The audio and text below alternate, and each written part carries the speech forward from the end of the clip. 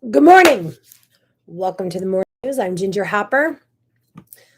A few minutes late. Weather is still giving me issues. All the roads are good and everything, except for that one steep hill I have to go down. So I did something scary yesterday. We'll probably do another talk on that. But the scary thing was I put in my 2 week notice at work. Yeah, I don't have anything to replace it yet, but that's okay because what I'm doing is enough and I prayed about it and I know what I'm supposed to do. So I'm going to obey and trust, and I'm going to get it done. Okay, so today we are talking about, are you going to recognize the signs? The signs I'm talking about, and this is very serious. Can you recognize the signs if someone needs help? Can you recognize the signs if you were to need help? So, hmm, this morning as I'm at work, I have a situation where there is a family who you can tell that 2 of the 3 children are hurting. And they've mentioned the situation on the bus. I know what they're going through. I understand what they're going through. And I've tried to be there for them without them knowing I'm being there. I try to be the extra hello, good morning. I try to give them a little leeway, but yet be stern with them in an appropriate manner. Um, but I'm not going to be lenient when it comes to following the rules. They have to follow the rules. I am paid and I was hired to follow rules. That means no eating or drinking on the bus unless it's a water, but you have to keep your mask on unless you take a drink. I do have those kids that sit there and suck on their bottle the whole time acting like they're drinking. So, little things. But no eating and drinking. Wear your mask. Sit in the seat all the way facing forward, not in the aisle. If they were sitting out in the aisle and their legs were out in the aisle and I hit a deer or hit a patch of ice or something and they and I hit on impact, they would tumble down the aisle and they would get dramatically hurt. There is a reason for those rules. Now, do other bus drivers follow the rules or do they just let them run all rampage all over the bus?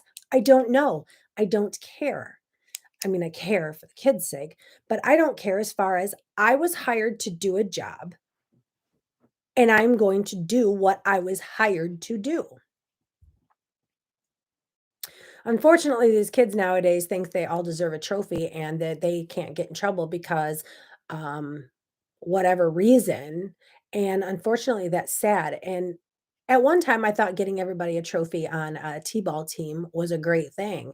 Oh, teach them, reward.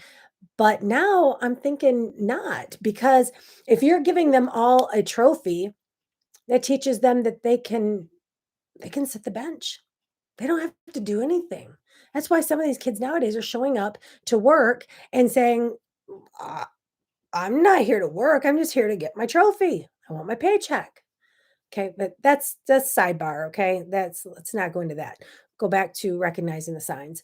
So these kids, I know they're hurting. I know what they're going through. I am trying to have them follow the rules. I'm fun and light with them, and they resist and they are just mean and they lash out. And I can tell when they get on the bus typically if they're having one of their days. Again, I understand it. So I try to be extra nice to them when they get on and ask them things like, "Hey, what was your favorite Christmas present this year?" Or, "Hey, I really like those shoes." Something to take some of that tension away from them. Okay, and this morning it all just blew up. So the child gets on. So here's my point about recognizing. I recognize that they need help. It is not my place. I'm not allowed to help them. I'm not allowed to go to the parent and say, "Hey, I know of someone who's a good therapist. I know someone that can talk to them. You know, they might need help," because that's not my place. I'm not allowed to do that. So instead, I have to keep trying to be that light for them. Well, this morning the kid is playing loud, inappropriate music on his phone. We're not allowed to have phones on the bus because there's been so many inappropriate things being done on the phones on the bus. And I said, "Hey, honey, I'm sorry, but you got to shut that off. I told you if you needed to text your grandma or something, you could turn it on, but you have to shut it off." He's sitting in the seat behind me because he's uncontrollable. He stood up over top of me while I'm driving, yelling at me, like hovering over me, coming into the aisle where he can fall down the stairs. My point to this story, yeah, I was a little fearful at the time, but the point to this story is, can you recognize those signs before it gets to that traumatic of a situation? Absolutely. And I've wrote into the school, I don't know how many times that we're having a problem with this kid. This is what's going on. I think we need to have him talk to somebody, trying to do it in a beneficial manner instead of just, "Hey, you're in trouble again." And there's been nothing. Well, unfortunately, now he's suspended off the bus. But the problem is, if we would get these people help when they need the help, maybe they wouldn't become so violent.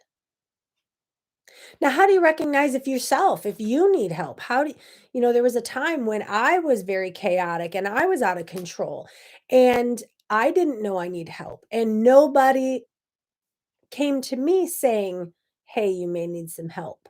It was, "No, you're just not paying attention hard enough in school. You're not doing this. You're not.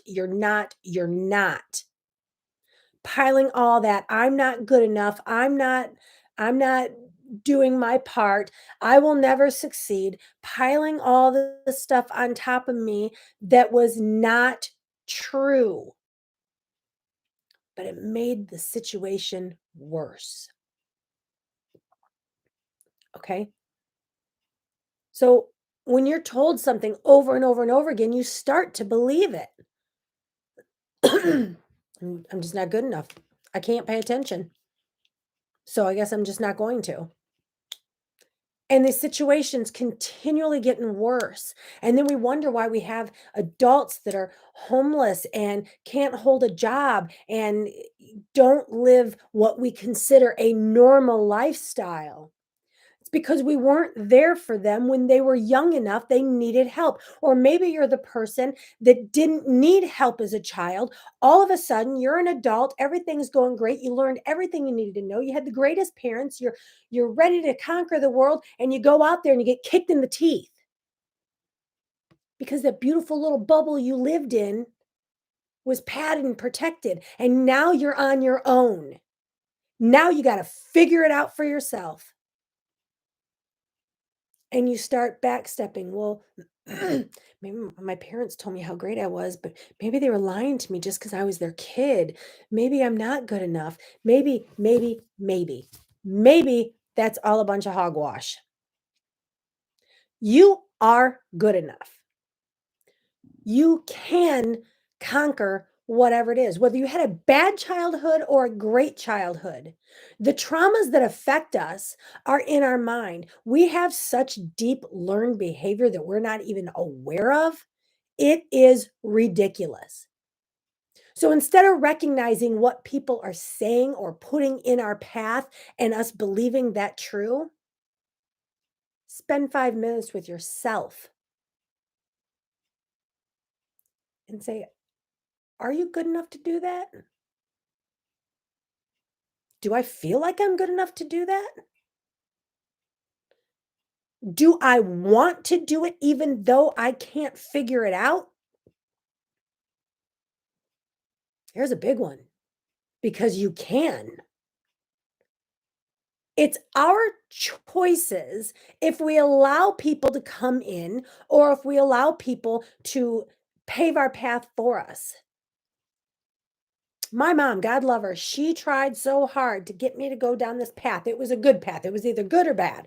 I was going down the bad path. My mom struggled so hard to where I broke her.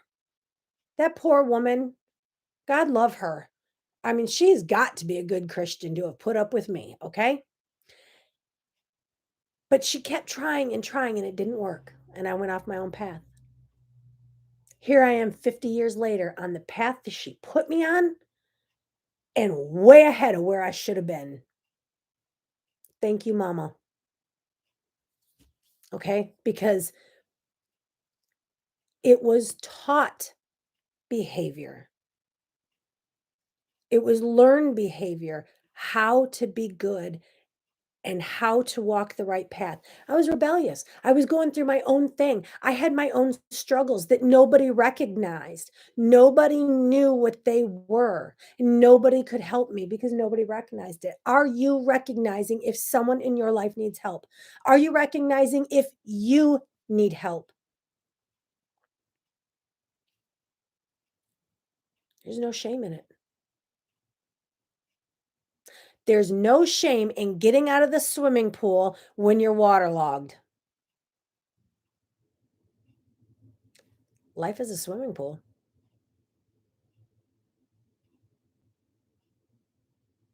The road you're going down, you could be in the deep end. I am just here to reach in, grab your hand, and pull you back to the shallow end. You swim where you want to. But if you get tired, we have a whole community that's here for you. You need to recognize in yourself if you need a break, if you need help, if you need encouragement, because there's no shame in getting it. Because you're enough. But if you're recognizing that someone else is in need of help, love them, encourage them, get close and deep with them. You may not know how to help them, but being there for them to lean on is sometimes just enough to get them to go to the next step. Start paying attention and pray for that boy on my bus because that boy needs help so bad. And I want to be the one to help him. But now that my life's in danger, I can't be there anymore. And he put all the kids in life's in danger because I was trying to drive the bus. That's beyond. That should have been recognized a long time ago. And I'm sure it is recognized. I'm sure that the family knows. And I'm sure they're doing all that they can. But if you're in that situation, you've done all you can and you've done everything you know what to do, it's time to go to the next step.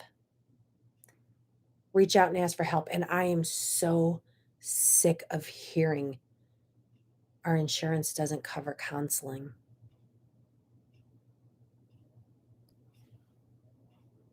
My next question would be, does your does your insurance cover juvenile hall?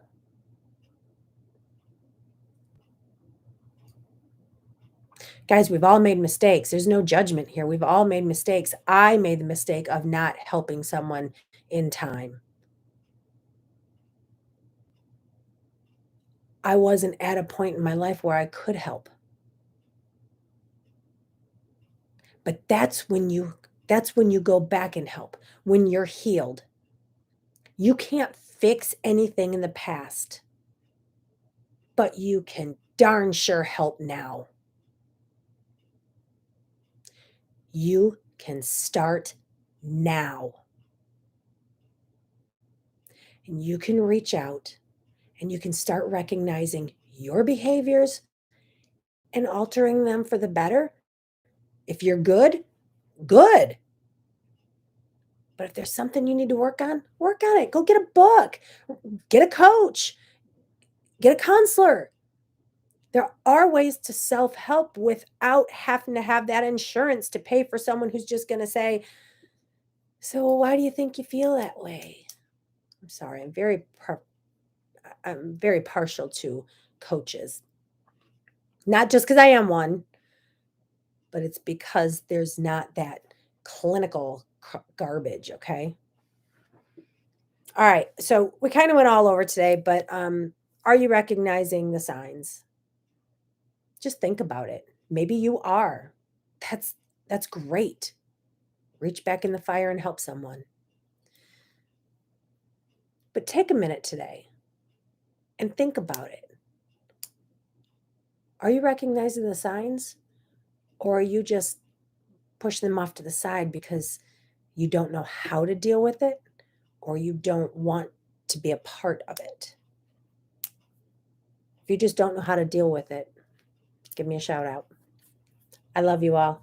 Have an amazing day. I will see you tomorrow morning right here, 9:30 Central Time on the Morning Muse.